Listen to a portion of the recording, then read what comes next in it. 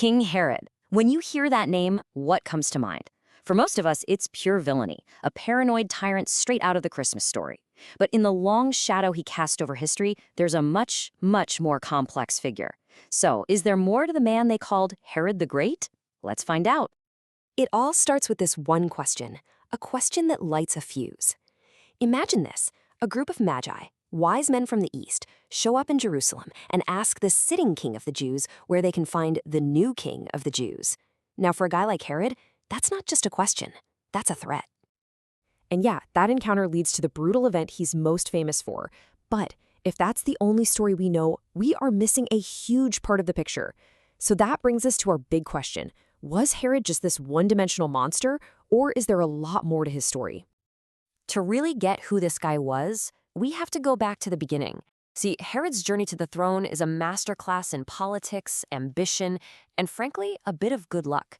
He wasn't born a royal. He was an outsider who clawed his way to the absolute top. A huge piece of the puzzle is his background. Herod was an Idumean.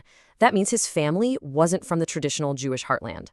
In fact, his ancestors had been forcibly converted to Judaism only a generation or two before he was even born. So to the religious establishment in Jerusalem, he was always going to be an outsider with a questionable claim to the throne. And man, his rise to power was fast. I mean, look at this. Thanks to his dad's connections with Julius Caesar, he gets his foot in the door at just 25 as governor of Galilee. He proves he's ruthless and effective, and within a decade, he leverages a relationship with Mark Antony, and boom, the Roman Senate itself declares him king of the Jews. By 37 BCE, he marches into Jerusalem, takes it by force, and starts his very own dynasty. So, how does a guy like that get the title the Great? Well, it wasn't for his kindness, that's for sure. It was for this. Herod was one of the most ambitious builders of the entire ancient world. He literally reshaped the landscape of his kingdom. His projects were just on another level, and they were smart. He pulls off this massive, stunning expansion of the Second Temple in Jerusalem, a pretty savvy way to win over his skeptical Jewish subjects. He builds an entire deep-water port city, Caesarea, from scratch to honor his Roman patrons. He builds these nearly impenetrable desert fortresses like Masada. These projects screamed power, but they came at a cost, funded by a crushing tax system that burdened the very people he ruled. But for every magnificent building Herod put up, there was a dark, parallel story of paranoia and bloodshed. His constant fear of being overthrown, of being seen as that illegitimate outsider, drove him to do some truly unspeakable things. The contrast is just jarring.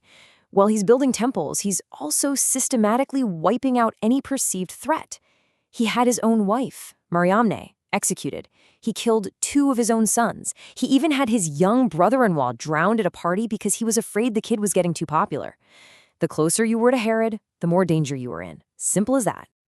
He held on to power through pure force. A network of spies and a secret police force monitored everybody, ready to crush any dissent.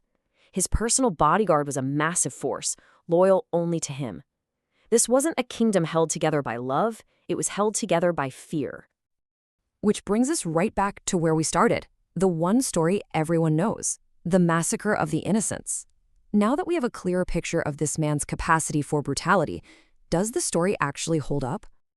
The account in the Gospel of Matthew is chilling. He's furious that the Magi didn't report back, so he lashes out with this order of staggering cruelty.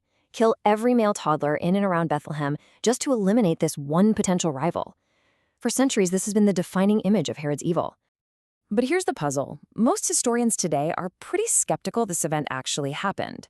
A huge reason is that the historian Josephus, who chronicled Herod's reign and all his other atrocities in great detail, never mentions it. It's also missing from the other Gospels. Many scholars suggest it was a powerful literary device in Matthew's Gospel, meant to frame Jesus as a new Moses who also escaped a tyrant slaughtering infants. So, whether the massacre happened or not, Herod's brutal reputation was, let's be honest, well-earned. His reign and his life came to an excruciating end around 4 BCE, leaving behind a kingdom that he had totally transformed, but also totally traumatized. According to Josephus, his death was horrific. He suffered from this agonizing illness that caused his body to literally rot. It was later nicknamed Herod's Evil. The pain was so unbearable, he actually tried to take his own life. And he was so paranoid that no one would mourn him, he ordered prominent citizens to be rounded up and executed the moment he died just to ensure there would be tears in the kingdom. Thankfully, his family ignored that final twisted command. And for all his cruelty, his reign was undeniably impactful. 34 years as sole ruler, that's a testament to his political skill and his absolute ruthlessness. He provided a volatile kind of stability under Roman rule and established a dynasty that would continue to shape events for decades to come. So we're left with the ultimate question, right? Builder or butcher? How should we remember a king called Great? Was he the master builder who dragged his kingdom into the modern world with magnificent cities and temples? Or was he the paranoid butcher who murdered his own family to protect his throne? The truth is, he was both.